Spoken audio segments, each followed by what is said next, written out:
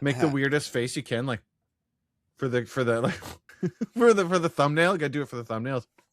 What's with the hands? Why are the hands getting thrown up?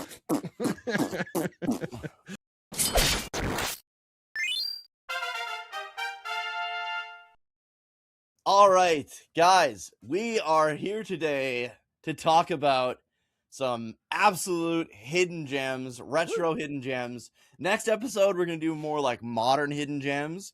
This episode, I really wanted to focus on some retro hidden gems. And these are hidden gems that we grew up playing that we never hear anyone ever talking about. Don't take these games away and be like, these games are fantastic.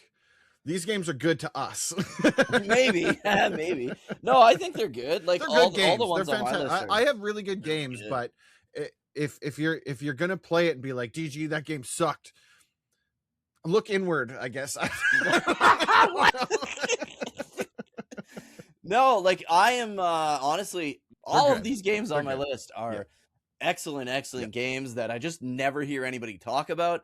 A lot of them are games that like completely flew under the radar. Like it's not even that people played them and didn't like them, even though they're good. It's that people probably don't even know these games exist. Yeah. And there's a ton of like YouTube videos that are like hidden gems, check out these hidden gems. And it's like a lot of times the same games over and over again. But these games, I feel like maybe one game on this list will maybe show up in those videos, but this is all games that I grew up playing that I love and I've just never heard anyone talk about before. Yeah, really. And we're calling retro anything from Xbox 360, PS3 down.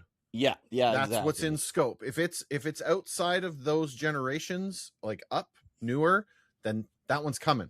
Next episode, hold on to your titties. It's gonna like be a wild ride. All of these games are $8,000 if I wanted to get them. Don't worry, we'll talk about them. You say all like stupid expensive ones? They're all ridiculous. No, the ones I have, I'd be shocked if you paid more than $20 for most of these. Dude, yeah, same. That's what I mean. Like these games on my list are so under the radar that you could probably get it for like $5. Like some of these NES ones you get for like $5 probably. Yeah, so absolutely. But I wanted to start off because it's been like 2 months since we recorded one of these. Yeah. First of all, I want to apologize. I was sick as a dick, and I was like, "What's the point in recording if I'm going to be coughing every 10 seconds, anyways?" Yeah. But yeah, I think it's going to be nice to catch up. First things first, I want to tell everybody, please subscribe to our new podcast channel. So we've got a Relax Retro Talk podcast YouTube channel dedicated to the Relax Retro Talk podcast. That's where all future podcasts are going to be once I get caught up. It was time to separate. Yeah. It was time to separate. I think it'll be nice that way because then people that only want a retro gaming podcast don't have to get flooded with JRPG stuff, and then people who just want JRPG stuff don't have to be flooded with retro gaming podcasts. Even though you should flood. Please flood. Flood all the things. Please flood us. But yeah, what the plan is I've been like sound correcting and cutting out, like re-editing. Yeah, you went back. You've been given the George Lucas approach almost. Yeah, I've been adding like banthas and CGI in the background of all the podcasts. Everything. Episodes. Things walk in front of us. There's that. Right? Remember that one podcast where I pulled out my gun and shot you, and then you shot and it missed? Yeah. I changed it so that I'm like, and then and your shot so it makes it look like it was my fault all along. Yes. I appreciate the extra effort you've gone. I think the kids will really appreciate that. Barbar Jinx. Yeah. So if you want the best version of the Relax Retro Talk podcast, the past ones, please check out Relax Retro Talk podcast on YouTube. You can just search Relax Retro Talk podcast. I'll put the links in the comments below. It's still on Spotify where it was originally. Oh yeah, Spotify. That hasn't changed. Those spots haven't changed. But we're talking about the YouTube. When you want to see our smiling faces, that's where you'll find us over. That's where you'll find pain us. Or something. Yeah. But yeah, I want to say like what have you been playing since we last talked? I think was like December, right? Our best of the year was like late December. Yeah, we wrap things up towards the end of 2025, and then we always take a little bit of a break because both of us have crazy like holiday seasons. There is a lot going on in our world, in and out, and just keeping top of the other stuff. So there's always a bit of a gap. So for those that are following the podcast, never fear. We're always around, but never fear. We're always here. We're always here. And so January, I was supposed to start. So I wrapped up Earthbound. I finished the game. Oh, right. Fantastic game. I really honestly believe that you're going to have a good time with it, because the entire time I was playing Earthbound, I was like, this feels a lot like Dragon Quest. There's a lot of areas where it's like, this feels a lot like Dragon Quest. So I think you're going to enjoy it, right? There's some parts that are real janky, but I remember watching your first Mother playthrough. It's nothing like that. Okay. The hardest parts, the most like difficult, you need to follow a guide for this. I didn't follow a guide at all. And in the game, there's a built-in like hint guy. You pay him $50 and he tells you like, here's what you should do next, kind of thing. I didn't use him even one time. Oh, nice. Okay, so that's good to know. If I can get through that, I really feel that you can get through it, because you're better at those types of games than I. But I finished Earthbound, and it was fantastic. I see now why everybody loves that game so much, because it is very well done. I am disappointed to find that it didn't do so well over here, but apparently I looked into like the ad. Dude, what the they ads were doing for that to game were advertise it, so dumb. They were awful. They're like, this game stinks, right? Like, it makes sense why it was like that. And also they felt that they had to package the player's guide, the strategy guide, with the game, because people would be too stupid to get from beginning to end. Yeah. So no, it was really good. It was a really good playthrough. I'd highly recommend it. Fantastic game. Then I was supposed to jump into Final Fantasy VIII. That was the game plan. Start Final Fantasy VIII at the beginning of the year, because this year I have a ludicrous amount of JRPGs to get through. There's no way I'm getting through them all in 2026. Like, I've got enough JRPG, I think, to last me to 2028 at this point. And for Christmas, I got a copy of Sea of Stars. So I added another one into the file. Sea of Stars is good. Yeah. So upcoming. So I had Final Fantasy VIII. Then I had both Lunar games, both Suikoden games, Dragon Quest 1, 2. Dragon Quest 11 is still on my list. I have to play it at some point, right? Yeah, you do. And like all of these games, all of these JRPG games that are like a ludicrous amount of time. And Krim bought me a game too. Krim, that guy. Son of a biscuit. He bought me a copy of Tales of Vesperia Definitive Edition. He was like, you need to play this game, because he watched me play Visions of Mana. And he was like, I think you'll enjoy this game. And I was like, dude, don't buy me that game. I don't have enough time to play all of these games. He's like, no, I'm going to buy it for you, and then it'll just go into your list. You can play it whenever you want. I'm like, it's like 3 years from now. He's like, that's fine. Bye. So anyway, thank you, Krim. I appreciate it. Even though I haven't played it, it's not quite on my list yet. So anyway, Final Fantasy VIII. At the same time I was about to start Final Fantasy VIII, a person I work with, a friend of mine, invited me to this like hardcore Pokemon race that they do. Yeah. And as someone who, I would say, lightly played Pokemon, like I've never been a hardcore Pokemon player. I didn't really understand what I got myself into. What this was a Pokemon Fire Red randomizer Nuzlocke speed run, basically. Whoever can get to be the champion is the winner of the race. Okay. Right? And so for anyone that doesn't know the rules of like Nuzlocke and stuff, Nuzlocke is basically you can only catch the first Pokemon on any route. So when you walk out of Pallet Town and there's that first route, you catch the first one that you encounter. If you miss that Pokemon, tough. You don't get a Pokemon here. If that Pokemon runs away, tough. You don't get a Pokemon here, right? If your Pokemon faints, it's dead, and you box it for the rest of the game. It's gone. It's out of the game. Right. And if all of your Pokemon faint and you white out and go back to the Pokemon Center, you start your run over again. And that happened to a guy at the race. He got all the way to the Elite Four and whited out there and had to start his race over again. Damn. Right? Like, it's crazy. So anyway, long story short, throughout the month of January, I was doing runs through Fire Red so that I could even know like where to go. Right. I was like, where's my notes here?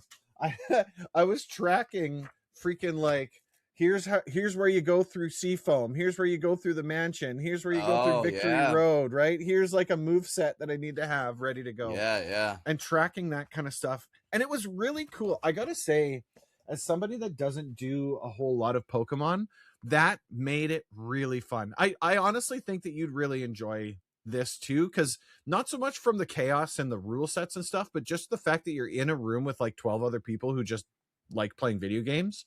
Yeah. And it's just like this kind of back and forth. So anyway, so that's the Nuzlocke side of the house. Then what he did was he randomized everything. So the encounters you come across are all random. The Pokemon the trainers have are all random. The Pokemon that the gym leaders have are all random. The Elite Four and your rival, all random. And they're not random where it's like he throws a Mewtwo down against your freaking like Pidgey. But it's within level ranges, right? Right. The cool thing though was your rival changes his party around as the game progresses, just like you do. He catches more Pokemon and he makes his party better. So he always has a mix. You don't know what you're coming up against. What he's gonna have. Yeah. And then on top of all of that, it's a speed run race. I finished in about 2 hours 45 minutes, which I think is pretty reasonable. That's really good. I was in 4th place. That's awesome. The guy who won the race, 1 hour 20 minutes. That's crazy. Less than half the amount of time it took me to finish. He was done. Yeah, but this was your first time. This is my first one through. Doing anything like this at all. Dude, I never in my life. Like, I'm impressed as heck. No, it worked honestly. Out. It might be something that I might suggest to the Discord for us to do, is just kind of like a fun thing, like a Saturday afternoon. Because I mean, you're in and out within 3 hours, right? The game is sped up, so we play it at like 5 times speed or whatever it is. So you're able to juice your Pokemon real quick. Like by the time I'm walking into the Elite Four, I've got like a 65, a 55, and a 50 kind of thing, right? Like you're kind of set up for success as long as you don't make a mistake, kind of thing. Yeah.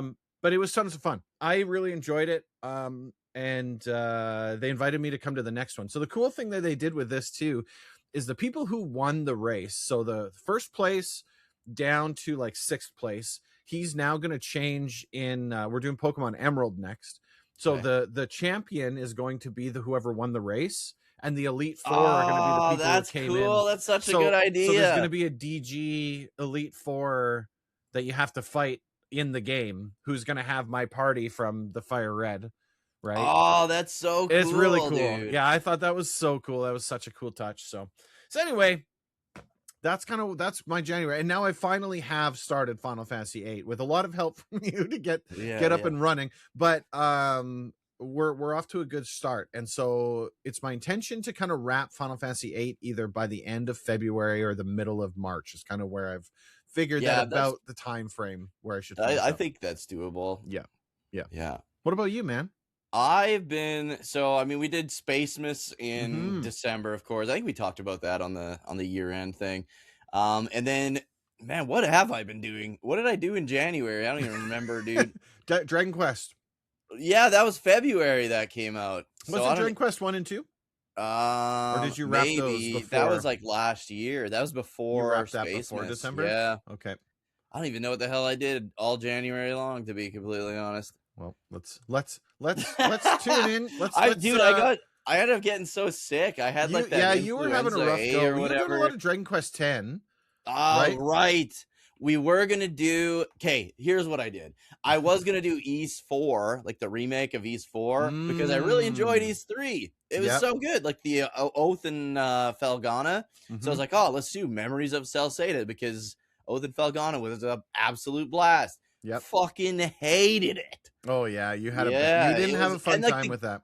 The gameplay was good, like the combat was pretty good, and like the movement and stuff. There were some dumb things where like if you like, I get it, some games have like a fog of war in a dungeon if you haven't been there, but this had fog of war in the rooms you've already been to. So it's like there's no mini map to these dungeons, and every time you go into a room, you're like, oh, it seems like you haven't been there, but it's like, because it's all dark, and then you're like, oh, I've fucking been here like 3 times already. Yeah.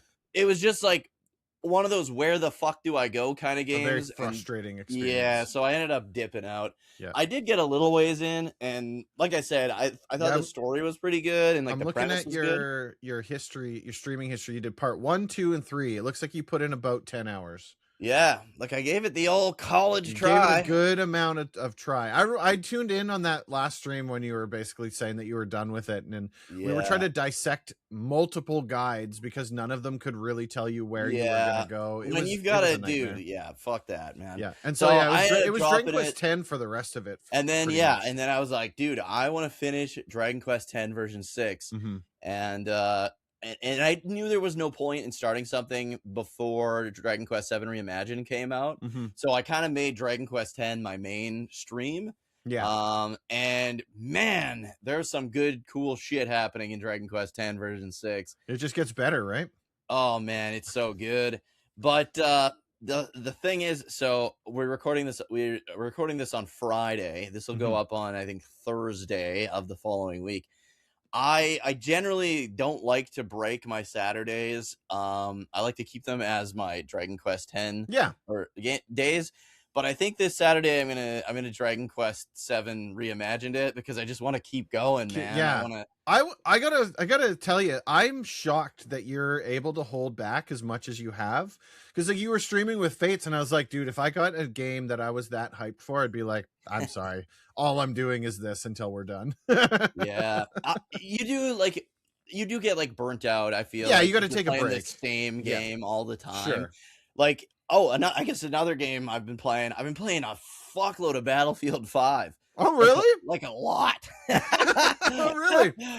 So, like, before bed, I'll play like an hour of Battlefield 5, like pretty much every night. Like just on the PS5, or? Yeah. Good. It was a free PlayStation Plus game for like a while back, and I don't know why I wanted to play it. I was like, oh, I want to play like a World War II game. Sure. So I played through all the story, and I generally don't play multiplayer because I'm like pretty bad for the most part at first-person shooter games. Apparently, I'm like pretty fucking decent. Dude, at Battlefield is 5. so much fun. We were doing a lot of Battlefield 1. Battlefield 1 was good too, and but I just played the story in that one. Yeah, I was really bad at the multiplayer in that one. I'm gonna have to check and see if I got Battlefield 5. I wouldn't mind jumping. You probably do. It was a free PlayStation Plus game. Yeah, but I usually I've been like, dude, and I'm like on my team anyways. I've only been like at the end of each round, it shows like the top 4 players. I've only been in that I think twice. Okay, but on my team, I'm usually like top 5 or somewhere in the middle. Yeah, if I have a bad round, I'm like in the middle, like not the bottom, not the top, but the middle. Oh, I love it. But I'm a sucker for multiplayer first-person shooters. The only reason I don't play more of them is because none of my friends play them anymore. Like, I used to be all in on like Call of Duty and Battlefield and Half-Life and Counter-Strike and Team Fortress and like all of the games. And I gotta tell you, I fell right off of them because nobody plays them anymore.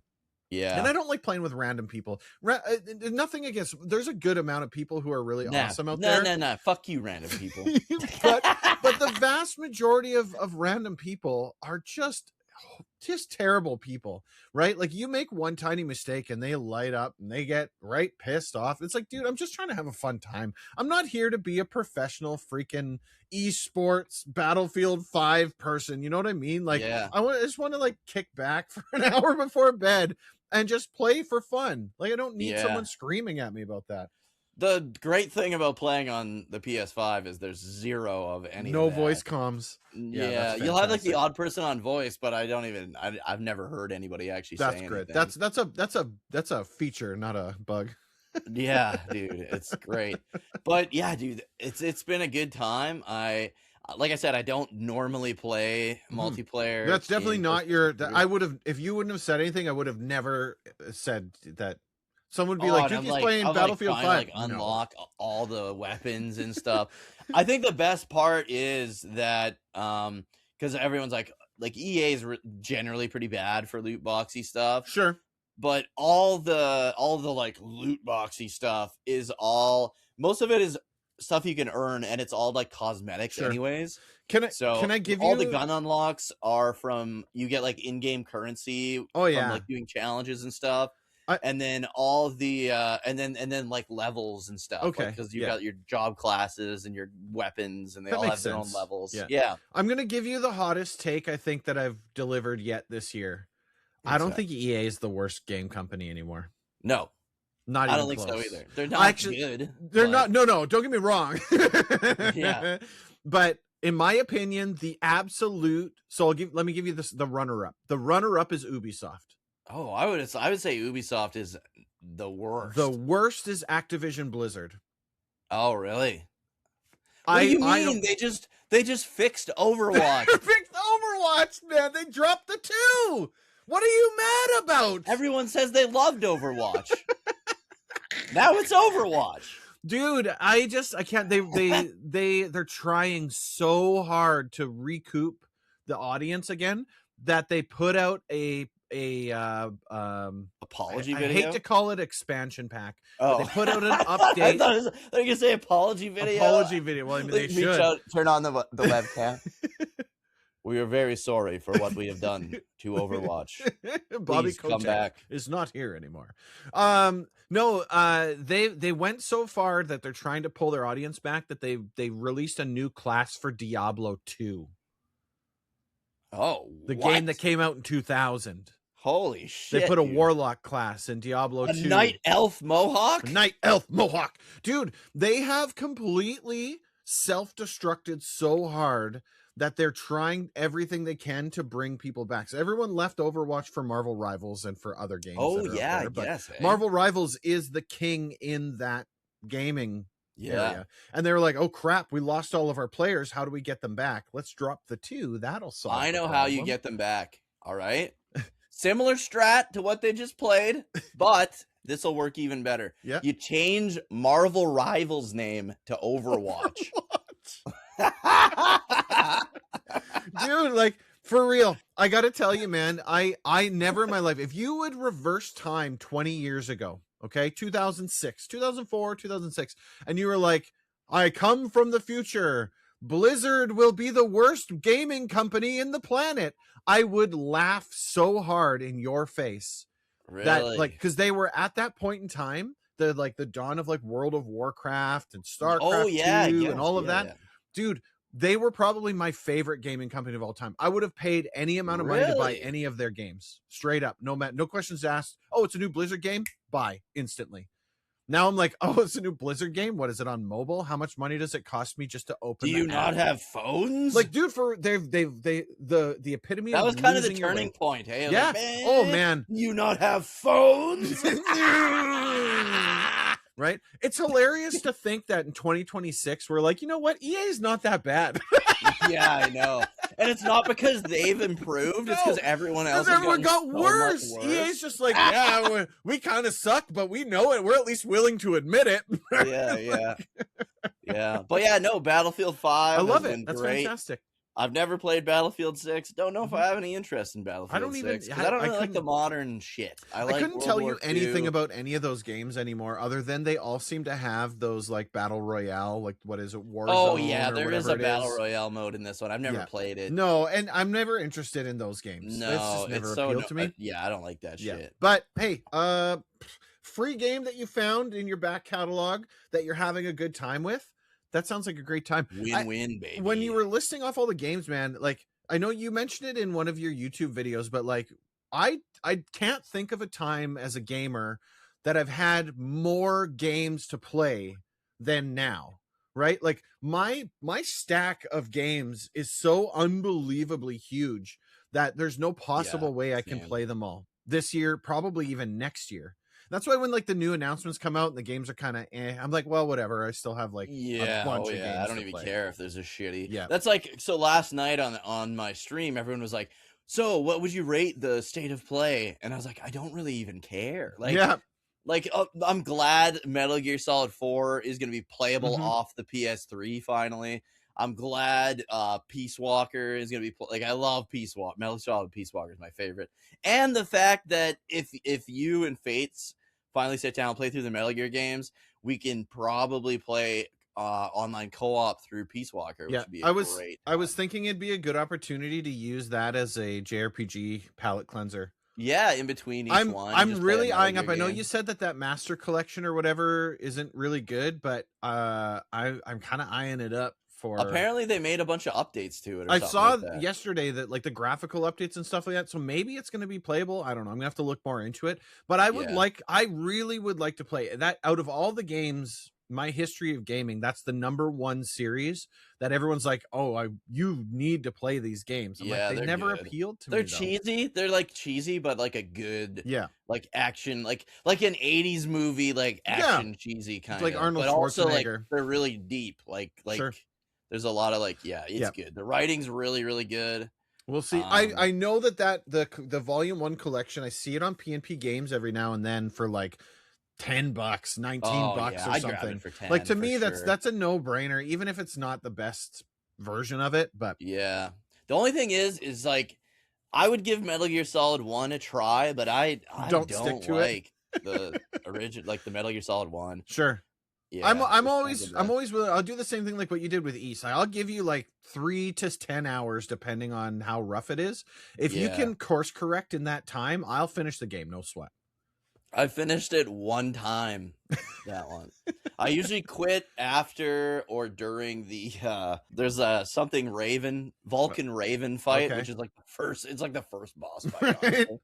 And that's about as far as I usually get. It's like unbelievably heavy on the espionage, the first one, isn't it? Like, well, they all are sneaky, but it's like the first one is Cell levels of sneaking in the first one. Well, it's because you don't have. So in Metal Gear Solid 2 and on, you can aim down the sights of your gun, and in Metal Gear Solid 1, you can. It's always third person. So it's like Resident Evil style. Yeah, it's not Resident Evil style, but it's like top down almost. And and you're like, not the best. Tough, a little bit. I think that's what it is. It's not the story's bad. It's that it's hard to play.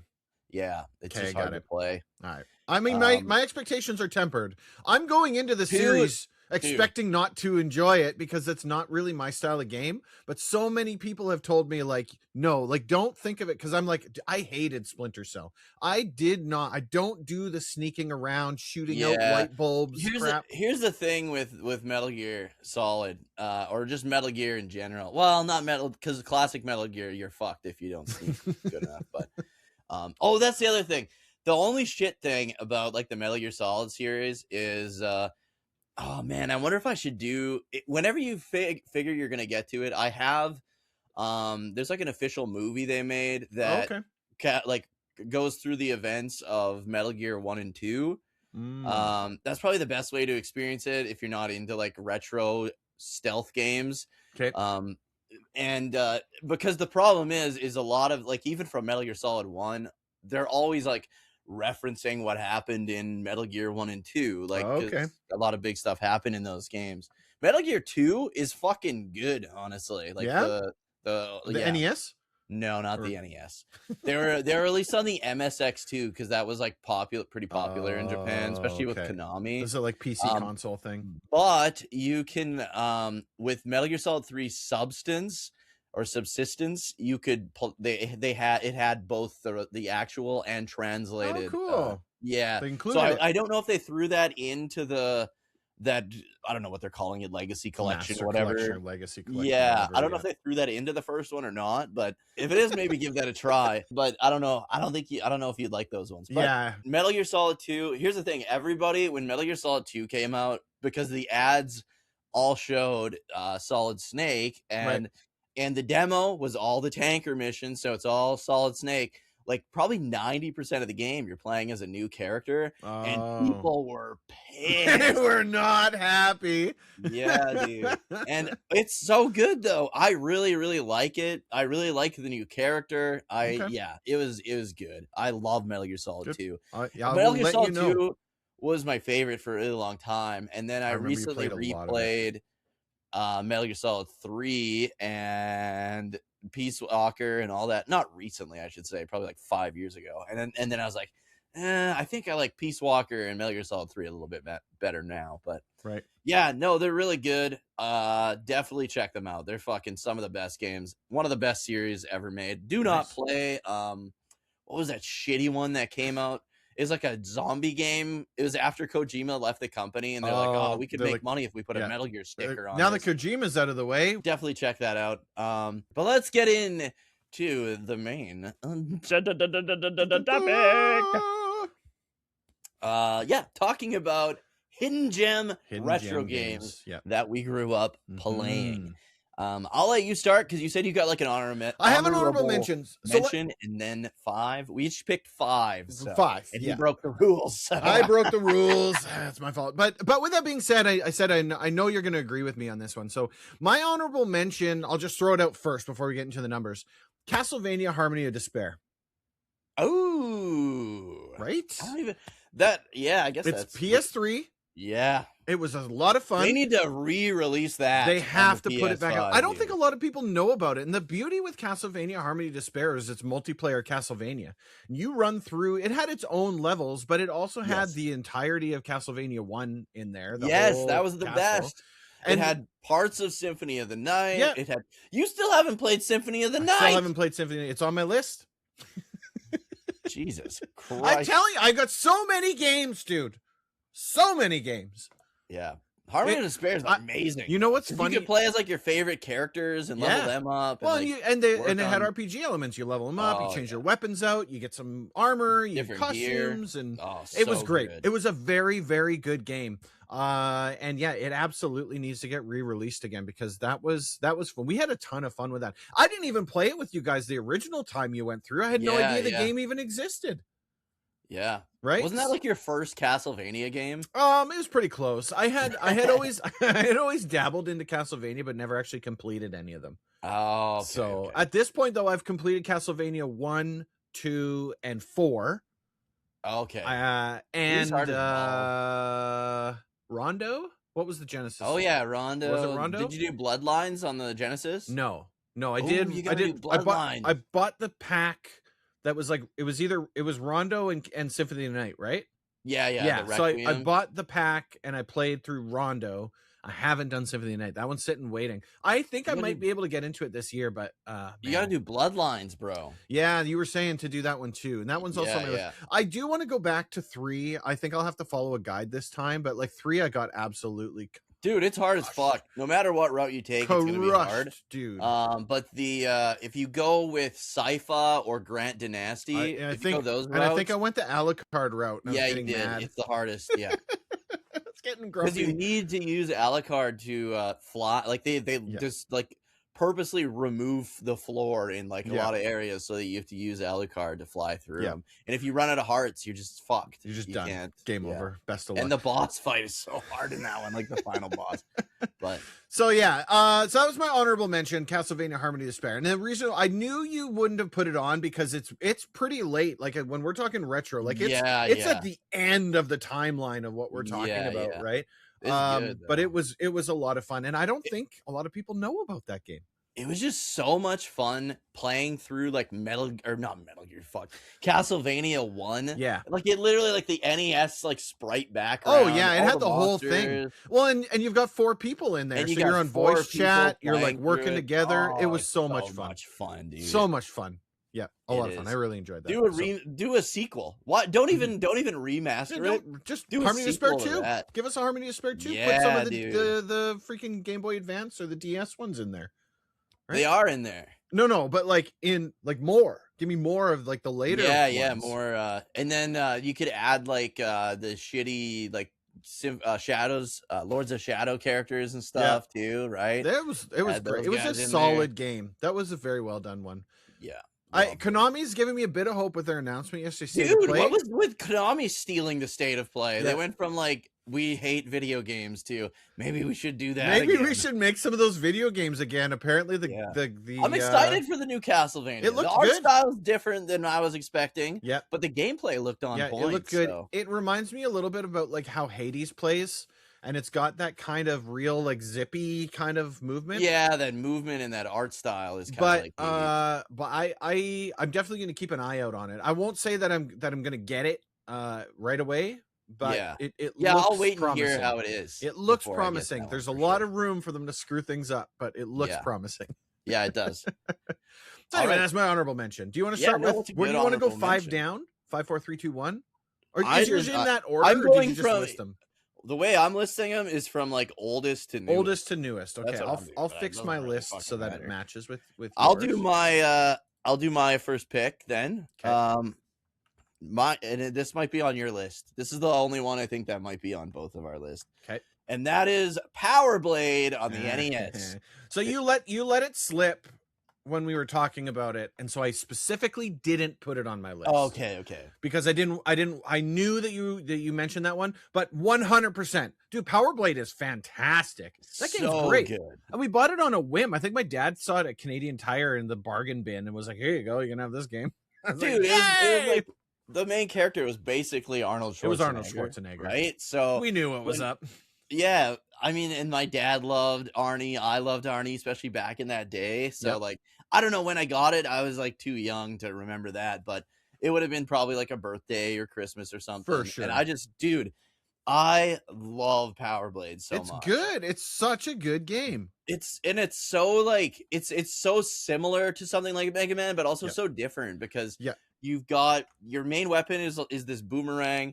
Every time you like kill an enemy, there's a chance they'll like drop an upgrade for your boomerang, or they'll drop health or a grenade. You can also get what's called the power suit, which lets you throw the power blade, which is like that big fucking thing. And oh man, it's so good. Oh, it's great. And when you get the power suit, you can take 3 hits before you lose the power suit. It's just it's awesome. I would say it was inspired by or influenced by Mega Man. Yeah. For sure. Yeah, it's very Mega Man like, but the levels are way more complex because you have to the levels are like it's almost like a fucking Metroidvania, really, kind of, right? Absolutely, dude. But all the levels are like self-contained, so you'd go to like, just like in Mega Man, you select what level you want to play, right? Like sector 1 through 5 or 6 or something like that. And then you would select that level, but that level is like a whole big area, and you have to find the contact who gives you the ID card so you can get into the boss room. Right. And that's in every level. And I just, man, like the story's pretty damn good for like an old NES game. The gameplay is absolutely spot on. Oh, it's great.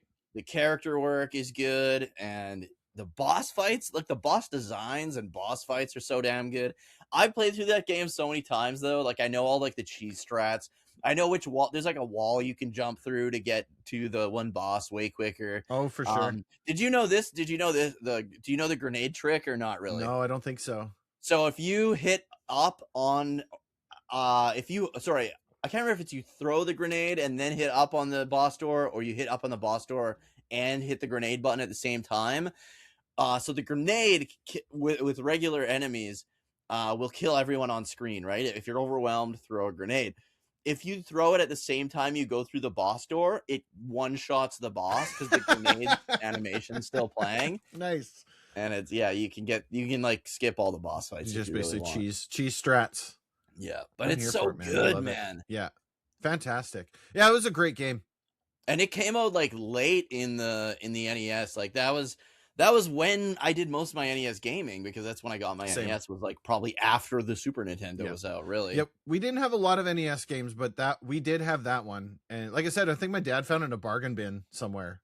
I just bought it on a whim. Like it was cheap. So damn good. Yeah, it was so good. And like most people, I think it's getting a lot more popular now. Yeah. Well, as people go back and dip into the retro catalogs, they're finding like, hey, this game's really good. I never heard of it before. Right? Yeah. And it's one that not a lot of people have. They did make a sequel, and I think it sucked. Like it didn't. It wasn't as good. Wasn't nearly as good. No, something must have changed behind the scenes, because it wasn't even really. It doesn't even really play the same. Like they did add a slide. Like they wanted to be more like Mega Man, I guess. I don't know. They added a slide, but I think with Nova's character sprite, the slide doesn't really work because he's kind of like tall. Yeah. And the level design was a lot shittier in the sequel, whereas I felt the level design was perfect. It was very well done in the first one. Yeah. Absolutely. And all the levels were so different too. Yeah. I think that was like a good idea. Everything was like kind of like, that was like the era, like in the like early 90s, where everything was like bioroid, like biological androidy. Yeah, dude. The cybernetics. There's a lot of that shit in there. Absolutely. Supercomputers and it was good. So good. My number 5, I only have one NES title on here, and it is Star Tropics. Oh, that's a good pick. Is you introduced me to Star Tropics, and it's funny because the box art on the game and like when you look at that game, it doesn't match with how the game plays, right? Yeah. Like you fire that game I like the box art though, but well, don't get me wrong. It's just it doesn't make you think it's the type of game that it actually is. Yeah, right? Yeah. Well, it would be hard, like, because back then you literally could only unless you had like a subscription to like Nintendo Power magazine, you just had to go off the box art. I think that's why it didn't sell very well. Like it is good looking box art, but you would have no idea what kind of game it is if you just looked at the box art. And phenomenal game, absolutely. And not only that, not only phenomenal game, but they did a lot of things with Star Tropics that other games didn't. Like for example, the letter that you had to dip into the water that came with the game, right? Which was almost kind of a form of copyright protection in a way. It was, yeah. Right? Like, it's so cool, man. Like that was actually a fun game. That was actually just to prevent the rental industry. Yeah. Japan was like hardcore, like trying to prevent people from renting their games. They wanted you to buy the game. They don't want you to borrow it. But that was what that was. Fantastic game. Great story. The gameplay was fun. I liked whipping the yo-yo at people. Like, like if there's like different like weapons. Yeah, like if you were a Zelda fan, this one was right in your wheelhouse because it was like Zelda but better. I would say so. And it had like a lot of like JRPG elements when you're not in the levels. Yeah, like you would go into the town and you go talk to everybody. Yeah, talk to the townspeople, find out what's going on. And the whole game premise is your uncle went missing and you're trying to figure out, like, find your uncle. Yeah, where'd he go? What happened to him? Yeah, and it's good, man. It like incorporates all kinds of like cool and crazy stuff. One of the weirdest things about that game is you are on like a fixed grid. Yeah. But have you ever played Zoda's Revenge, like Star Tropics 2? No, I know you've asked me to get into it a couple times. It's on my list, but so Zoda's Revenge is probably my wife's favorite game of all time. Right. She absolutely loves it. But it is really hard to go from Star Tropics to Zoda's Revenge, because Zoda's Revenge, you're no longer on that grid. The grid away, right? But the levels still look like they're designed for you to be on that grid. Okay. So it's very hard. Like, I find it hard to like line up my jumps and stuff. Right. Whereas in the original, I know I'm going to jump one. You're locked in. Exactly. Yeah. I know exactly where I'm going to be landing. I get it. But yeah, it's I prefer Star Tropics over Zoda's Revenge, but they're both really good games. Fantastic. Zoda's Revenge is all about like time travel and stuff, whereas the original, I don't even want to say what it's about. No, because it's a game that you got to play, dude. Star Tropics, last time when I bought my copy of Star Tropics, now I bought it a long time ago, I don't know if it's changed, but I think I paid $1.50 for it. Like, yeah, like it's not expensive. It wasn't that long ago where you could get it dirt cheap, right? So I mean, the cost of retro games has skyrocketed so much, but it's still within ratio, right? Like, compared to some of those other games on the NES, you should be able to get a copy of it for nothing. You would think so. Yeah. The other thing, I should actually bring a thing up and check the prices of these as we're looking. I've heard the retro gaming market is actually coming down. It is. Yeah. That's what I heard. Yeah. Which is fantastic news for those that want actual copies of it. Star Tropics loose price. So these are all Canadian dollars, okay? Canadian, it's going to be a little bit more expensive. So it's like a 1,000 Canadian dollars is like $6 United States dollars. If you get the loose cartridge, it's priced at $15. Oh, that's good. That's right. Yeah, complete in box at $62. So I mean, like, no sweat, man, as far as it goes. It's a good game. I think you're good to go, really, right? Game. Let's check Power Blade since I got this open. Ooh, I bet Power Blade will be pricey. I feel like Power Blade a lot of people know more about now. Yes. So the PAL version of Power Blade, $29. What's the difference between these two? North American. Oh, PAL's not North American. Okay, and North American's $115. Holy shit! I kind of figured, man. Do you have a copy, just the cartridge, or do you have a box? Mine just the only boxed games I have on the NES would be like Dragon Warrior 1 and 4. So the complete price, if you have it in the box, man, $315. $300. Yeah. So it's a good game though. Yeah. Your Dragon Warrior 4 complete in the box, by the way. Complete price at $450. Yeah. That's about what I paid. I probably paid like $4.20 or something. But you can't put a price on Grail games. I'm a firm believer in that. Yeah, that was like one of my like white whale, like I holy need this grail. game, and they're already NES games are already miserable to find complete in the box because everyone chucked the boxes, right? Well, and the boxes were like that soft cardboard. Same with Super right? Nintendo. Super Nintendo boxes were made of the same material. Yeah, like and Genesis the N64. Genesis and Master System were right all along. Dude, the Genesis started to do the fucking cardboard box shit at the end. I'm glad that they died. The plastic boxes was the smartest thing that they ever did. Now, with that being said, it ticks me off that you buy loose cartridges for those systems, because that means you had the hard case and you're like, nah, I don't need this, and you chucked it in the trash. Yeah, no doubt. Like an idiot. Son of a bitch. Those are perfect. But yeah. No, Star Tropics, fantastic game. What about your number 4? No particular order. Not when I say number 4, what I mean is we both came with 5 and they're in age order, not ranking. Yeah. This one and the next one are 100% under the radar. Maybe you've heard of this one because it's a game that exists, and I feel like any game that's like a movie game or a property game, like, you know what I mean? Like a show game, everybody knows exists, but would never really think it was good. I'm not going out of my way to get it. Yeah, The Little Mermaid on the Nintendo. Really? On the NES. It's so I knew good, you dude. liked that game because you said your mom got it for your sister or something, right? I don't even know. I just no, it was my auntie, like, so my cousins had it. Okay.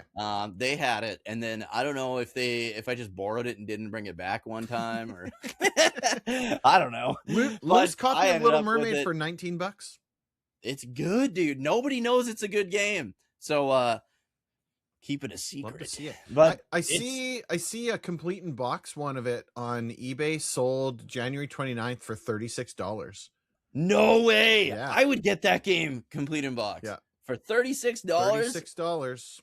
Which I gotta tell you, I mean, for a boxed version of a video game, an NES title, no and less. It's a good one. You know what I mean? Like, you can get shitty boxed games for like no money. Yeah, the vast majority of these complete in boxes are 36 is definitely on the lower end, but they're anywhere between 40 and $60. Hell yeah, dude. It's so good. So the thing about it is it's unlike any game I've ever played before. Right. You're under the water, under the sea even. And you have like a little tail whippy thing that shoots out bubbles. Okay. So you would like, it's kind of like if you took Bubble Bobble, made it a like platformer shoot 'em up, and also made it like, I don't know. It's its own thing. Hey, that's cool. And you know what's cool is those OG Disney games were pretty much good games. Yeah, it was made by Capcom. Yeah. They were all made by Capcom. Yeah. Most people played Aladdin, The Lion King, right? Like those games. DuckTales. Most people played those ones. I completely agree with you that Little Mermaid would be one that flies under the radar for sure. Yeah. Darkwing Duck is something I would have put on here, but I feel like everybody knows Darkwing Duck is incredible on the NES. Yeah, it's basically Mega Man, but maybe better. A lot of those Capcom games were Mega Man, but better. They were so good. The Little Mermaid, though, you swim through, like, there's a ton of different levels, and they're all really cool. There's like an ice level. You fight like a walrus boss. But you can like brush the bottom, like you use your tail for everything. Okay. Right? You can brush the bottom of the sea floor, like the sand or whatever, and you find like items. What? Found a fork. Yeah, you find items, usually like shells, and if you throw the shells into these chests, the chests will open up, and then they unlock like power upgrades. So you can increase the speed of your attacks, and the power of your attacks. There is like a bunch of a weapon, like items that you throw at enemies. There's also you can use just your tail to shoot the bubbles at them. Right. There's like small puzzle solving elements in there, but for the most part, it's close to like a free moving shoot 'em up is honestly what it feels like with like actual like level like the levels are a lot better because you're not just going sideways through space shooting things. You're like navigating. You're like in one level you're in like a sunken ship, right? So you're like navigating around. You go up like the stairs, and it's good. It's a really good game.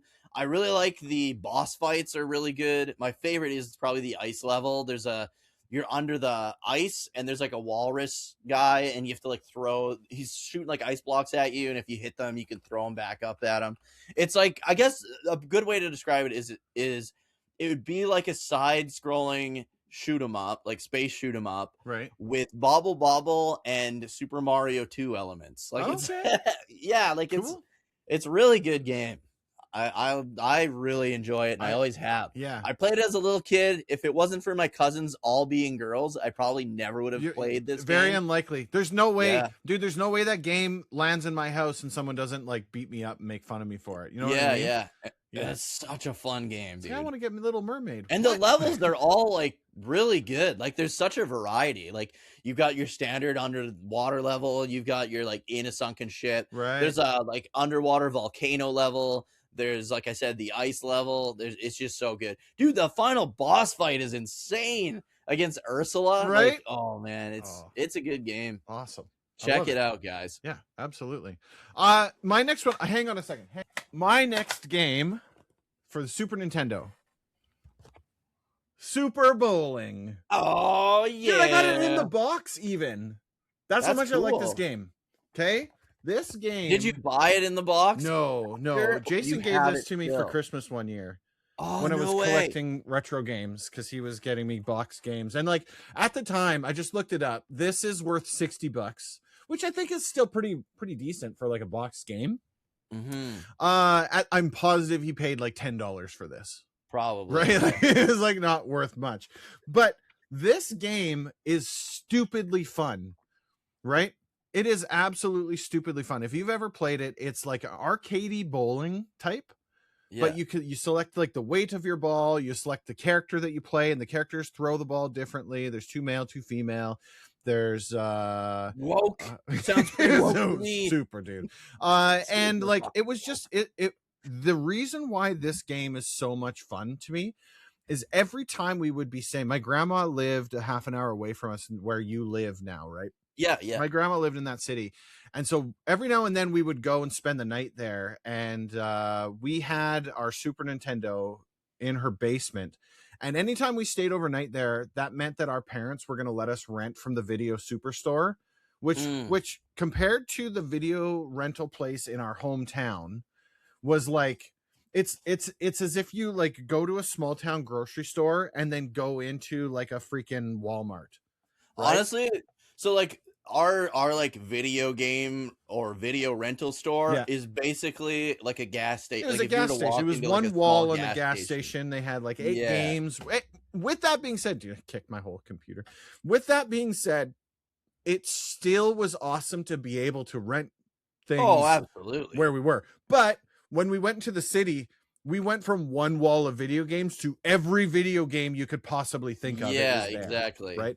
And comparing a gas station, dude, video games on one wall, to a Blockbuster, basically. And so we would always do the same thing. Number one, we would ask if we could rent a Sega Genesis instead of a video game.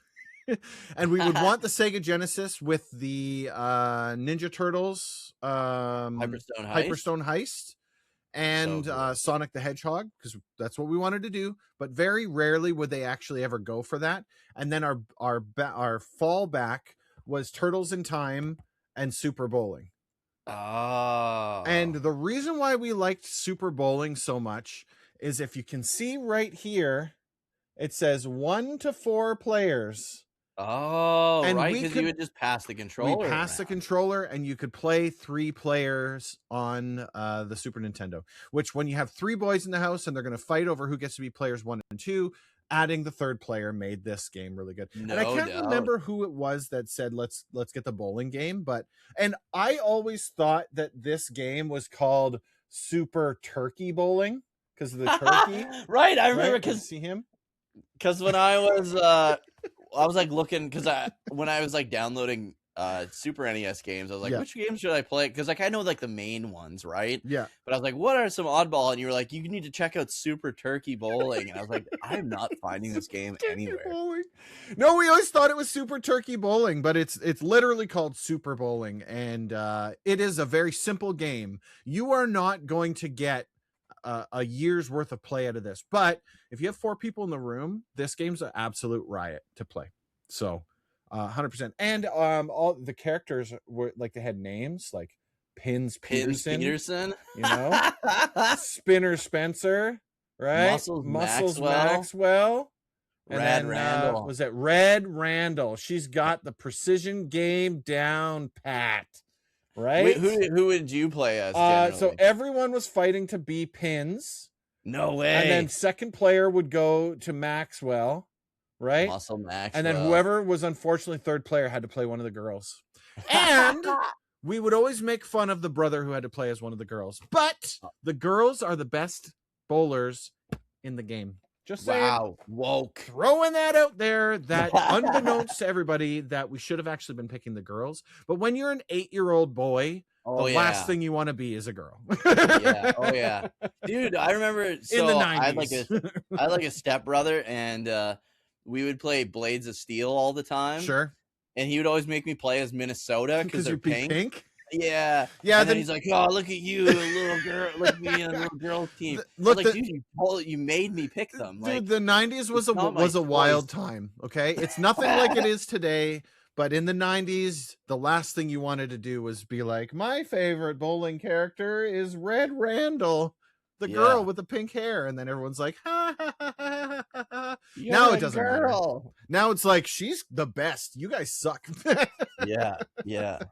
So anyway, yeah, I this has become one of the treasures in my limited retro collection. I should buy some of those plastic sleeves to put over these things. Yeah, you can get them pretty cheap. Yeah, I know Next Level Game Exchange has them. Yeah, I should get a few of those. But and anyway, dirt cheap. Super Bowling, fantastic game. I have those plastic things for my Dragon Warrior. It makes sense, yeah. Like, and to be perfectly honest, I rarely pull anything out of that collection of retro games. The reason why that's there is I had envisioned long ago putting shelves up and then putting them up, or some kind of like thing. But you could put I've got shelf. So much crap here, I feel like if you put a little shelf under the Zoidberg poster and just put your boxed or your like expensive games on it.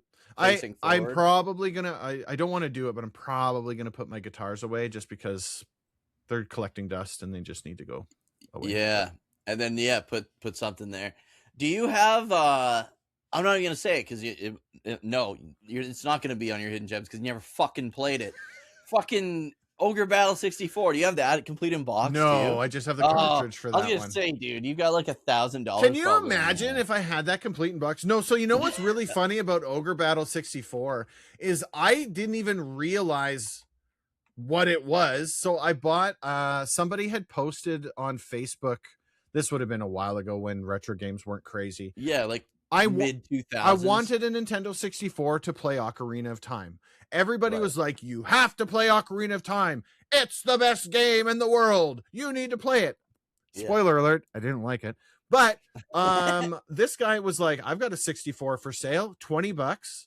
And it was like the 64 plus a controller and like 8 games, and I bought it for $20, and Ogre Battle 64 was in it. And I was going through all my games with Dookie, and I was like, I've never heard of this stupid game before. You're like, that's the only game on the 64 that's actually good. And loose price. Apparently the game's worth $250 right now. So yeah, it's good, man. It's a good time. But I don't know what I was gonna say. Oh yeah, I just wanted to see if you had that in box. No, I don't have it in the box. I've got very few games in box. I do have a copy of Diddy Kong or Donkey Kong Country 2 complete in the box. Oh, really? Yeah. I bet that's worth a lot. Because even like not in box, that game's expensive. I just have the Super Famicom version. Oh, do you? Because it's not like I'm missing out on the deep DKC lore by having the cutscenes in the dialogue in Japanese. Very little. Yeah. I'm looking at it on price charting, has it at about $150. So yeah. But I mean, the prices 100% have definitely started to come down, right? Like at one point, this game loose was worth $60, and now it's $34, right? Okay. Yeah, I mean, price charting is just a point, right? It doesn't mean you're going to get it for that price, but Yeah, exactly. Anyway. My next game is another one that I grew up playing, and this is another one. It was at my auntie's place. I don't know why they had it. I'm gonna grab the box because it looks. If you have it, terrible. yeah. I think if you have that, this was the only one I could do that with. I don't actually have the box for fill the air with noise. 100%, I can. Yeah. Should we talk? I'm grabbing the rest. I'm grabbing all. Get them all. I don't know why I didn't do this. You should have done it. Get them all. No, I don't have a lot of box games. I have all of these games except for my last two, because I was an idiot and I sold my Xbox along with all of my games. Spoiler alert, those games are Xbox games that are coming up. But the other ones I actually have the cartridges for, which I feel is still pretty impressive considering the fact that how hard it is to collect retro games in this day and age. And the other problem is fighting off all the resellers, because I don't want to buy the game to sell it again. I want to buy the game to collect it myself and potentially play it. As I started getting into streaming, I quickly learned that playing retro games on stream is very difficult, because if you don't have the actual thing, and Dookie's got this now, this orange box thing, and he'd have to talk to the specifics of it. It's the SCART cables and stuff like that does the proper color corrections and makes it so that it looks actually good. If you don't have that type of a setup, everything looks really awful. I had tried to stream Yo Noid directly off of my NES, and man, did it look not not good. Like that one game was terrible. And then I ended up what did I do to put that one on? I think I had a virtual console copy of it on my Wii U or something like that. Either that or I had it on emulation. But I feel emulation is not a big deal if you own the actual game. But I agree. I had done the I had patched it through like a high def source, and then everything was good after that. So what's that thing? Yeah. What's that box that you use to get the games to look right? I can't remember what it's called. No, SCART is the cable. That's the cables. Okay. I can't remember what it is. It's an upscaler. It's an orange box. It's an orange box thing. It's an upscaler. It takes like retro game outputs and upscales them. You can go to 4K. This one doesn't do 4K. This one goes up to 1080p. Yeah. They looked great. Like what you were showing. They looked awesome, dude. So I bought these SCART cables because that's like the highest quality way you can color correcting from these. Yeah, and oh my god, does it look so good. Yeah. The only ones that I can't get looking like amazing would be like the NES and the N64, because they have the NES doesn't have. It didn't even have an S video out. I can only use those. Is RCA. Yeah. And then the N64. The N64, a lot of people don't know this, and the PS2 has this as well, actually. It's kind of stupid. They have like a blur filter on them. Oh, really? Yeah. So like even like running component cables out of my PS2, it's a little bit, there's a little blur, weird, smudgy blur. That sucks. And same with the N64. Like you can go as high quality as you want. It's always going to have that weird little blur. Right. But everything else looks amazing. Like my Saturn, I've got SCART cables for the Master System now.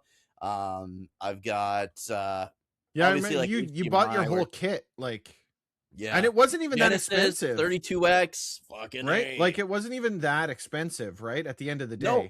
It's like $25 for the cables. That's nothing considering you get to play on the original hardware.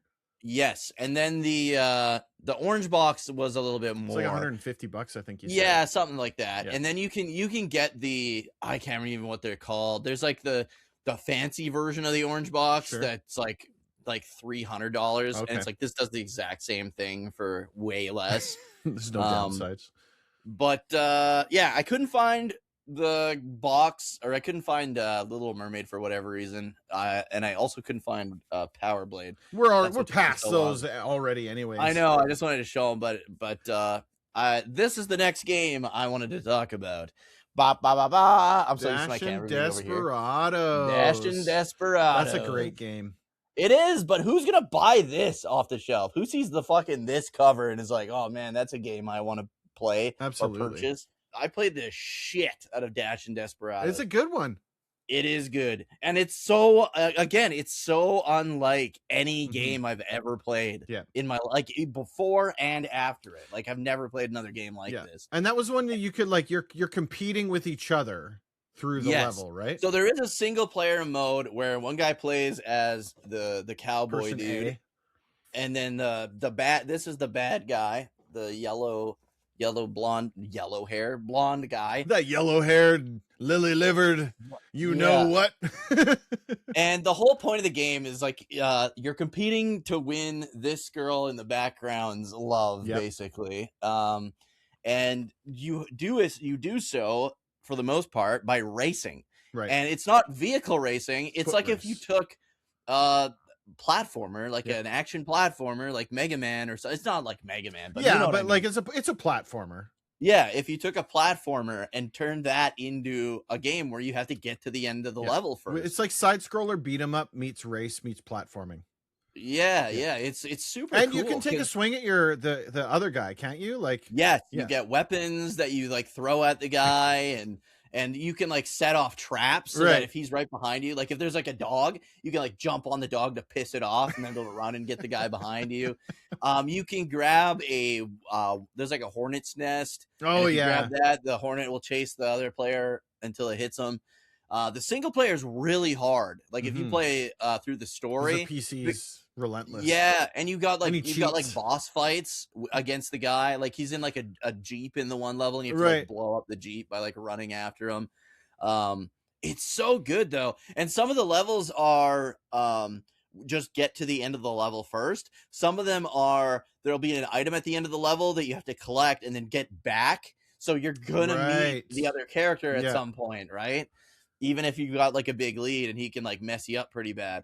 You can't die. There's no health, but you have like a you get stunned, almost like a speed. Yeah, you get stunned, and there's like a speed kind of meter or whatever. And yeah, it's good. Man. That one was good. That was a lot of fun. That was a great game. It's so much fun. I want to play it. I know me and Fates always do like our co-op things. I want to do like a night of just Dashin Desperados one of these nights because a lot of people have never seen this game in action or at all. No kidding. It's so good. Yeah, value for complete in the box, $81. That's good, man.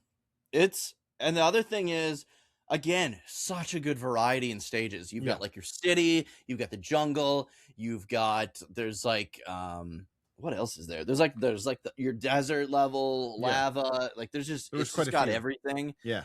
And the multiplayer is so much fun because it's basically the single player, but you're racing against a friend, right? And there still is the odd boss fight. Like there's the jungle level, there's a gorilla that kidnaps the girl, and whoever kills the gorilla wins that round, right? And it keeps track of each level has 3 levels in it, I believe. And so whoever wins 2 of those 3 levels wins that stage. Right. And it just keeps track of all that. You play through all 6 or 7 stages, and it's so fucking good. There's also a mode where, because there's so many like different games, like there's one where you have to collect the most pearls, for example, and these clams will surface. You have to jump on the clams and grab the pearls, but some of the clams you'll hit and a spike will come up and get you, or you'll get electrocuted. And then there's one where it's like, this penguin stole my necklace, so you have to chase down the penguin, and whoever kills the penguin wins that round. It's so good. And on top of all of that, years after I initially played this game, there's a UFO game inside of this. It's like it plays kind of like Asteroids, but with 2-player UFOs, and you're like going against each other, and it's super fun too. It's like a whole game hidden inside the game. Love it. It's the game inside the game that counts. Yeah, it's so good. Dashin Desperados on the Genesis. That's a good one. Grab a friend. Probably don't play it single player because it's really fucking hard. I don't think I've ever beaten the single player mode. Play it with a friend. That's the best way to go about play it with a friend, man. It's so good. The next one on my list was the Flintstones, The Treasure of Sierra Mad Rock. Oh, do you remember playing that one?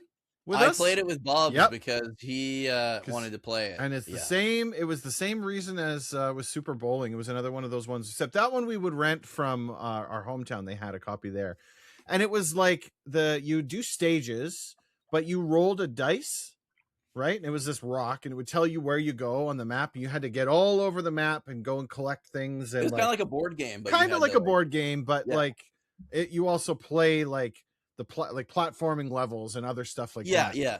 And it was a great 2-player game. Yeah, it was a fantastic 2-player game, and that one was just good. Oftentimes those types of games, it was really hard for them to be good, right? Like, Simpsons games and like all of those, like those style. But this one was really good, and I think I gotta say, I don't think any of the Flintstones games were bad. I think they were all kind of good. The one I always played, and I actually own this one on the NES, is the Rescue of Dino and Hoppy. Yeah, that one. It's so hard, but once you get used to it, I can get pretty far. I don't think I've ever beaten it, but I like the basketball mini game. In between each of the stages, you play basketball. It's so good. It's like a pelican is like the net. Has his mouth open. Yeah. It's a living. I mean, I don't have anything bad to say about it. The reason why it's on my list is because it's just a fun game. And to be honest with you, most people probably would have looked at it and been like, man, or like the Simpsons and that, or I don't like the Flintstones, and then that's it, right?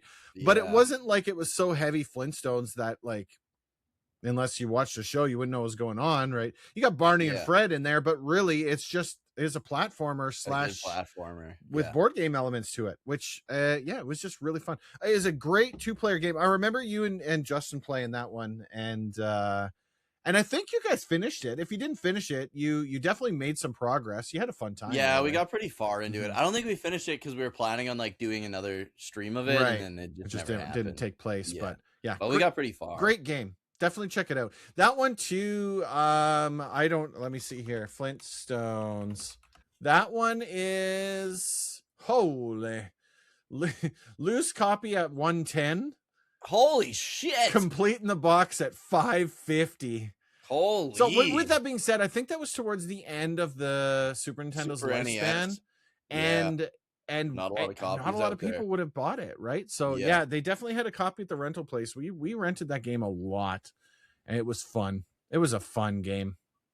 Yeah, dude. The ones, all the Flintstones games I've played have been just a blast.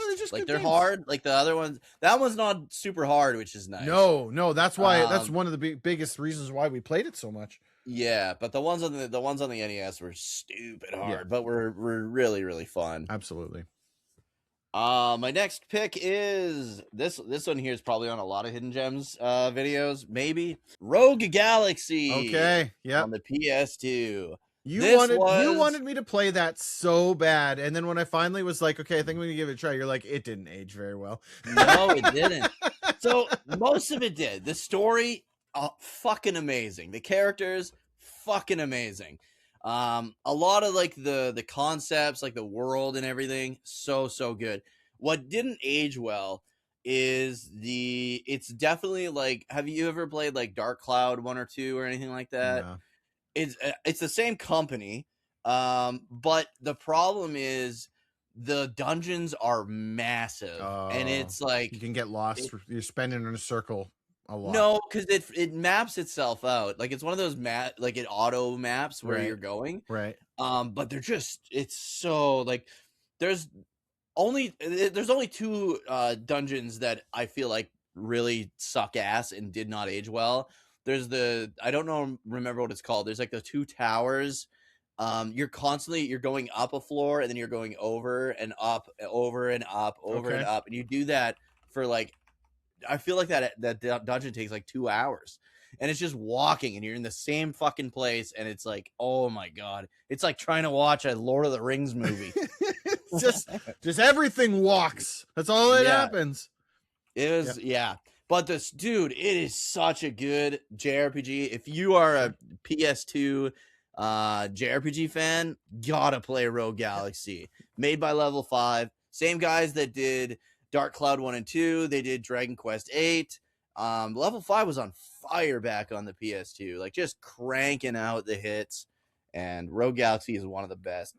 I think one of the coolest things is it's like a pirate game, but it's also like a Star Wars kind of game. Yeah, it's got some sci-fi all elements, mixed right? into one. Yeah. One of the most hilarious things is this is the spaceship. It's like a big like an old pirate ship. Yeah, dude. That's awesome. It's so cool. And then oh man, it's a really, really good game. This was my favorite game for a little while. You were trying so hard to get me to play that one at the time, and at that point in time I didn't have my PS2 anymore, and I was like, well, I don't have a way to play it anymore. And then when I got my PS2, I was like, dude, I got to get Rogue Galaxy. You're like, no, don't do that. Yeah, I feel like Dark Cloud 2 has aged better than this one, right? But I feel like everybody knows about Dark Cloud 2, right? Whereas Rogue Galaxy kind of goes under the radar.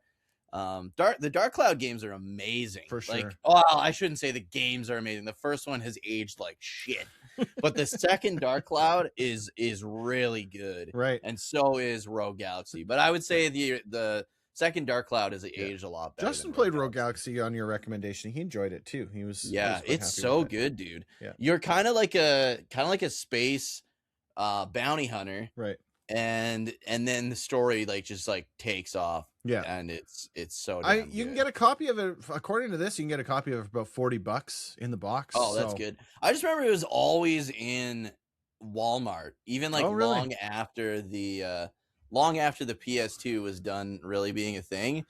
You could always get a copy of Rogue Galaxy for some reason. Interesting.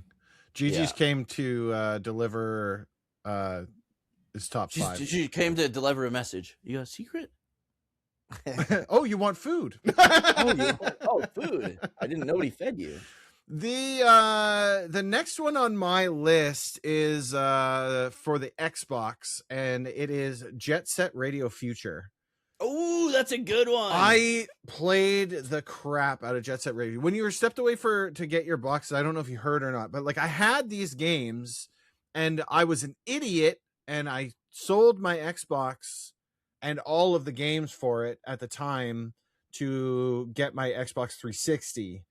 And so that was a huge mistake on my part. And I actually, out of all of the things that I've ever done, right, I sold my original PS2, the one that I got for such a great deal.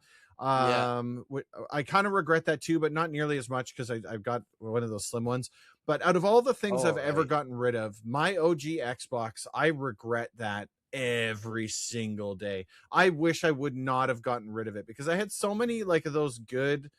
The thing I loved about the Xbox is it is the console that bridged the gap between an offline console and an online console. Yeah, really. Xbox Live came online about halfway through its life cycle.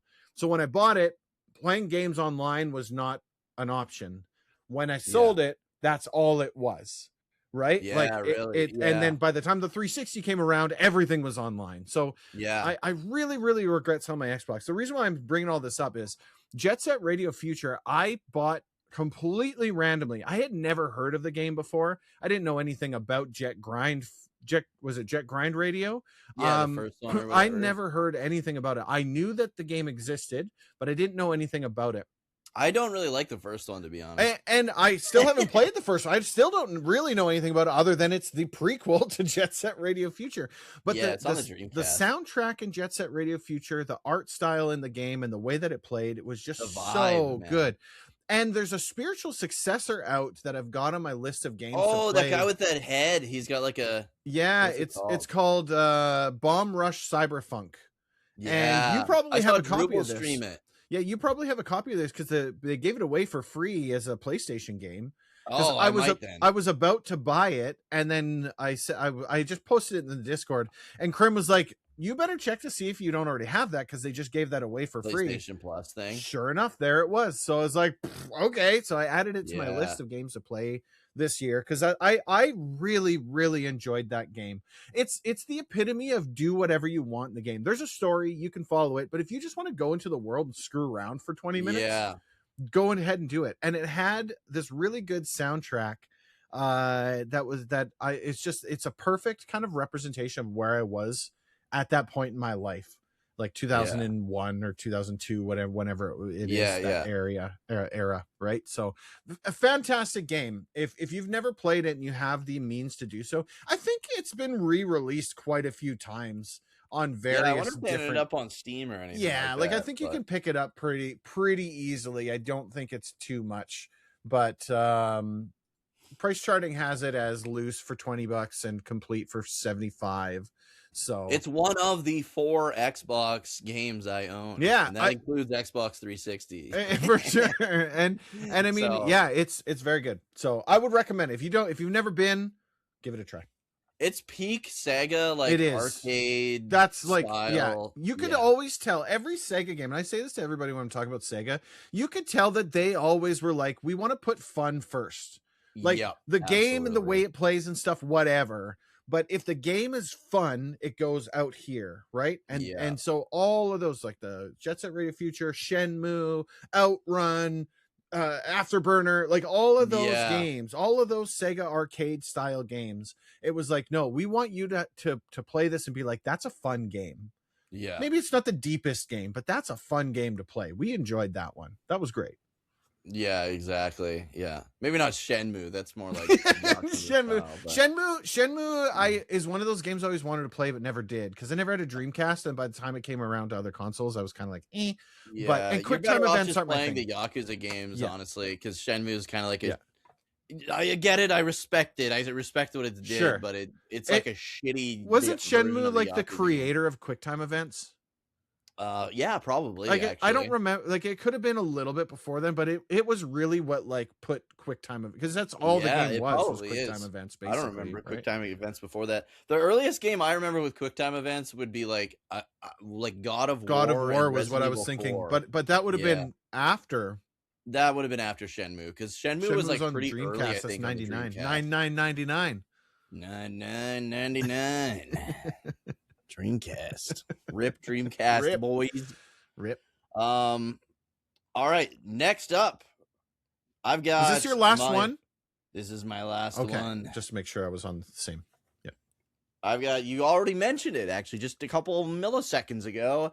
Outrun 2006, Coast to Coast. This game is so fucking good. I own this on like every console. I should have grabbed the Xbox. The Xbox one is the best way to play. I remember you saying that's why you have your Xbox, right? Yeah. And you have the Xbox version of it in the box? I do. I do have the Xbox version. I have this version. So no joke, PC. Dude. The I just looked it up. The Xbox version, guess how much it's worth right now? I don't know, $110. $450.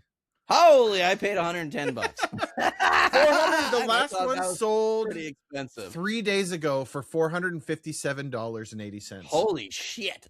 It's a good game.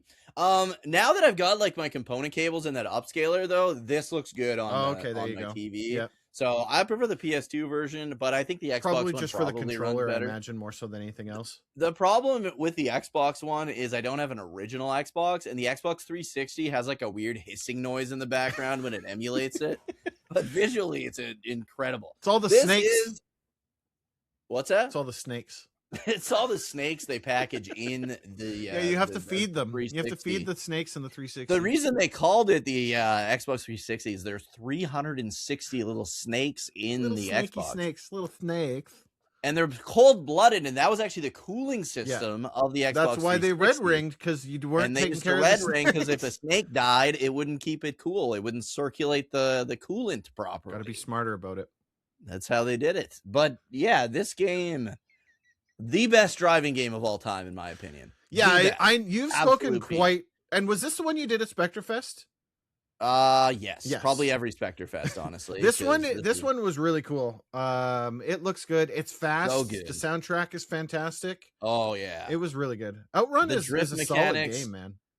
It is the best. It is. Sega should definitely do some prison time for never making an Outrun 3. Yeah. So what this is Outrun 2 with extra content is what Outrun 2006 Coast to Coast is. Outrun 2 was also amazing. That was actually the version I played first. I had that on the PS3. And it was a game that was on the PS3 but not here in North America. Okay. So that was back when you could literally just give a friend your PlayStation log on like details, and they could just log in as you, download all the games, or download all the games you bought, and then log in as themselves and not And have they to worry weren't about it. region locked either. You could get them all. Yeah. Yeah. So, well, they were region Well, they were locked, region and locked, that's but why you we had to needed. do it. There was ways to deal with that. Yeah. So what ended up happening? So in the Discord, Dr. P Poop, he is his name in the Discord. Me and him, we've been friends for like years, right? Yeah. And he lives in the UAE, and in North America, you could get Afterburner. It was stupid. So Sega released Afterburner Climax on the PS3 in North America, and Outrun 2 in like Europe and the Middle East for whatever reason, but they didn't release them cross in both. So I was like, well, I'll give you my login so you can also play Afterburner Climax. And then if you give me your login so I can play Outrun 2. And I played so much Outrun 2 on the PS3. Right. And then I wanted to get 2006 because it's even better. Like it adds a ton of extra stuff. There's like the heart attack mode where you have because in every Outrun game from the very beginning, you've got your girlfriend in the passenger seat. And like the whole point of the game is it's just a cool drive through the countryside, through different countries and stuff. And, but in heart attack mode, every like checkpoint is a new like thing you have to do. So, and it's to like impress your girlfriend. So one of them will be like drift as much as you can possibly can, right? So you're just like drifting like crazy, and you see like her heart meter going up. And then when you finish, it gives you like a rating, and you need a certain rating to pass. Right. Some of them are like past these many cars, pass in between these many cars. And it's such a fun game. Best driving game ever. Best drifting mechanics. And you've got like the slipstream mechanics. So you want to follow like close behind the cars so you can gain speed that your car normally can't gain. So you can like kind of slingshot past them. It's just such a fucking good game. It looks amazing, especially for like a PS2 original Xbox era game, and it's so fucking good. Unreal. I've got nothing to add. So I've never actually played that. I've done a little bit of Outrun, but I haven't done a lot of it. But with that same thing being said, if it's the same one I'm thinking of, I'm pretty sure it is the one that you did at Spectrefest. Yeah, it looks slick, and I like how Outrun can stitch the line between fast but playable, right? Like F-Zero is fast but unplayable on the 64 and on the right? It gets too much, especially the it's super fast. But it's really, really hard to control it. And I found that when you were running through Outrun that it was very, very well balanced in that regard, right? Yeah, it is. Yeah. It's so good, man. So, so my next one, or sorry, my last one, I guess, to mention, is Hunter the Reckoning for Xbox. And I don't even know if you even know about this game. Never heard of that. So Hunter the Reckoning is a long-standing tabletop RPG. It's been out, it's like since the 90s, right? Like think Dungeons and Dragons, but it's like vampires and werewolves and stuff like that. Oh, okay. So there's Hunter the Reckoning, Vampire the Masquerade, right? Oh, I remember Vampire. Right. I played Vampire the Masquerade Redemption on PC a long ass time ago. So you played something similar, right? It's all in the same. So it plays similar, like same devs kind of thing. I mean, I don't know about that, but I mean, it's all the content is all in the same kind of universe, just different sections of it, kind of thing. Oh, I didn't know that. Right? So, that's cool. Hunter the Reckoning. The intention is that you are hunters. You're these people who hunt down undeads, zombies, bad guys, right? Like the supernatural bad guys, right? And what it was on the Xbox, and I think it's on the Xbox, the GameCube. I can't remember. But we played it on the Xbox, and what it was almost kind of like a top-down shoot 'em up kind of thing, like think like Smash TV, but instead of it just being top down, it was kind of a bit of an angle. You'd walk through the areas and right. And so the reason why we liked it so much is because you play up to 4 players again, right? And so the Xbox had it built in already for multi people, like you had four controller slots. And we put a ridiculous amount of time into that game, and it wasn't like, I don't remember it being like this is a fantastic game, you must play it. It was still kind of like a beat 'em up type of game, but it was just really, really cool. And they made a sequel called Redeemer or something like that, but it was much worse. Like it wasn't as good as the first one was. But it was like there was a guy who was like the preacher. There was like the biker kind of guy. There was a girl who had a katana. And I can't remember. I can't remember who the fourth one was.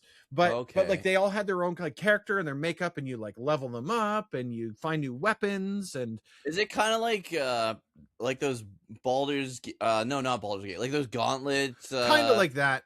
Sort of like that. Like it had a story to it. It wasn't just mindless beat 'em up kind of thing. Okay. But it was really cool, and it had like it kind of has like just tilting barely onto that horror element of things, just a little bit, because it's set in the world of like I said, like vampires and werewolves and zombies, and ghouls and stuff like that, right? So really, really awesome game. And a lot of these games, the reason why they're on my list is because for multiplayer purposes, right? We didn't do a whole lot of single player games, because oftentimes what would happen is someone would like Jason would buy the game, and if he's playing a single player game, we would constantly be in there harassing him, bothering him.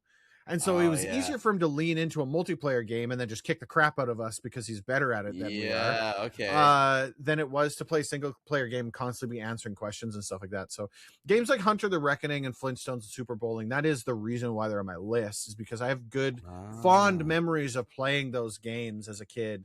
Good multiplayer, they're just great multiplayer games, right? So Hunter the Reckoning was really, really good. Now, with that being said, I had Hunter the Reckoning at my 5th place, like on this list. It was not like it's not my number 1, right? So I think it's really important that we point out that these are just in chronological order, because if we're ranking games, it's definitely not my number 1, but it is a very, very, very fun game. Like, is that one, like any time where we would have like what you, me, and Fates did for Trials of Mana, Hunter the Reckoning would be a great game to play like that. Right. Like a really, really good game to play like that. Yeah, dude, I remember playing the shit out of the Vampire the Masquerade Redemption, for sure. And they've got like all these new ones now. Like I don't know what they're called, but there's like all these new Vampire the Masquerade games, right? And I've never really seen them or played them, but I remember the Masquerade Redemption being really good. Yeah. And it was one of those, it's like a genre that's kind of dead now, but it's like it almost plays like an RTS game, but it's like a turn-based, and it's not really like RTS, but it's a elements. PC game where you'd move your character here, and then you'd do this, right? And then you would like change to a different character. My wife's home, so my cat's just like food. Gone. Yeah. But you would change to like the next character, and then he would like sneak up, and like I don't know. There was a World War II game like that, and I wish I remember what it was called. You guys tell us in the comments.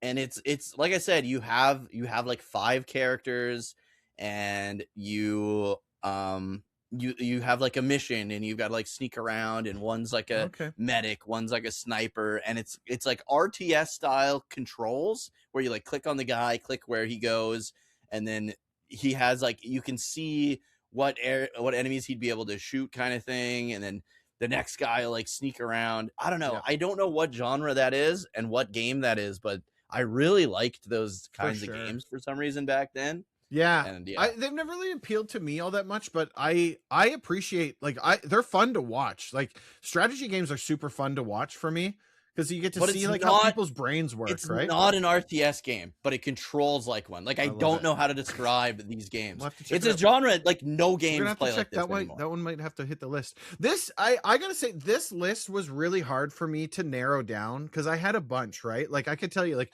Rescue Mission on Master System's another one that I think that one needs to be put out there. And then I just had another one in my head and I completely forgot it. I'm gonna try and look up what fucking game this is. Gonna bug me, dude. It's the closest thing now to that kind of gameplay would be like Baldur's Gate 3. Okay, but not really. Not quite in that space. I want to say it was a Company of Heroes, or is that just a first-person shooter? The Chronicles of Mystara Dungeons and Dragons arcade games also were fantastic. And you, me, and Finney ran through those once. Oh yeah, those were except good. We played the shittiest version. We played the bad versions of them, but they were great games. Those ones are super fun, right? There's so many great like lesser known dude, it is Company of Heroes. Company of Heroes? Okay. Yeah, never I played think it. so. Never mind. This looks a little bit too much RTS-y. This looks different. I don't know. I don't know what it is, but it's if you know so what it is, good, tell man. us in the comments. Tell us in the Ping comments. us in the comments and be like, you idiots. It's insert name here. Yeah.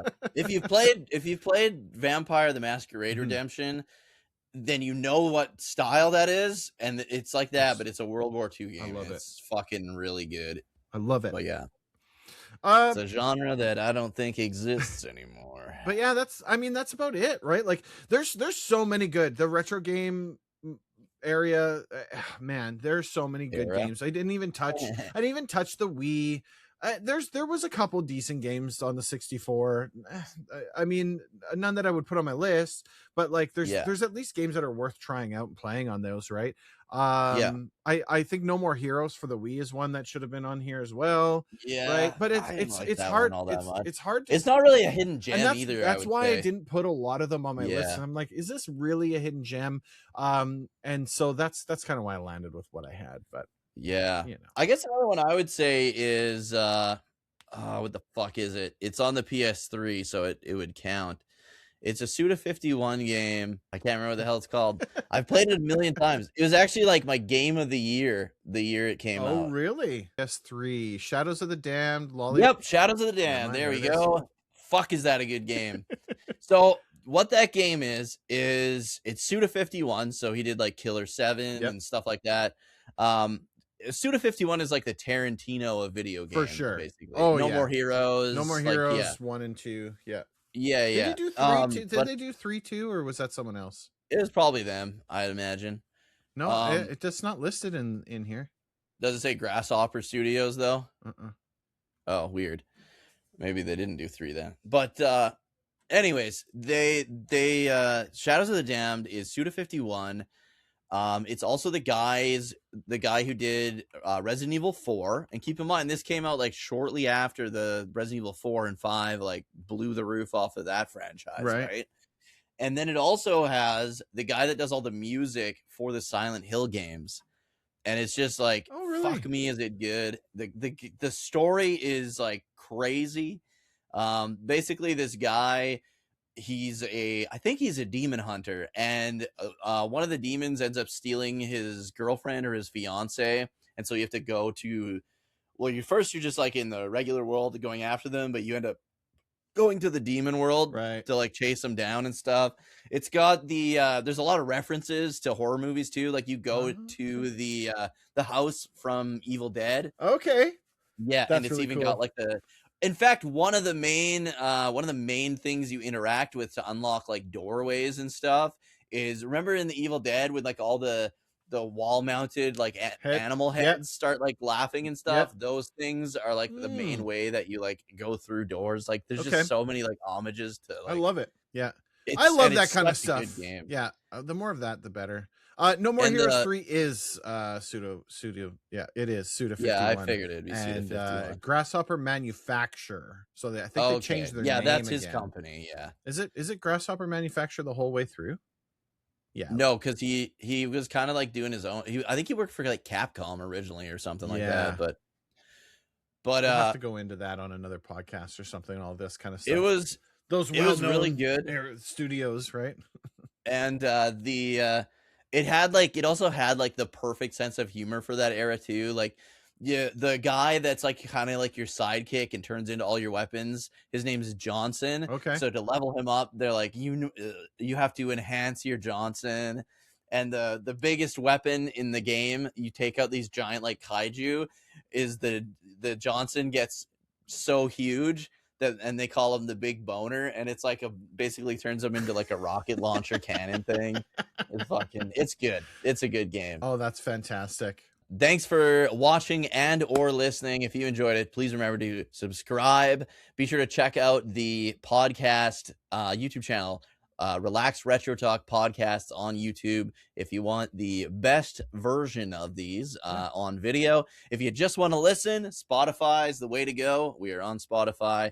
So be sure to review. I think you can give like 5-star review or some shit on Spotify. Honestly, if you find this on a platform, if you do the things to interact with it, like the likes and the subscribes and all the junk.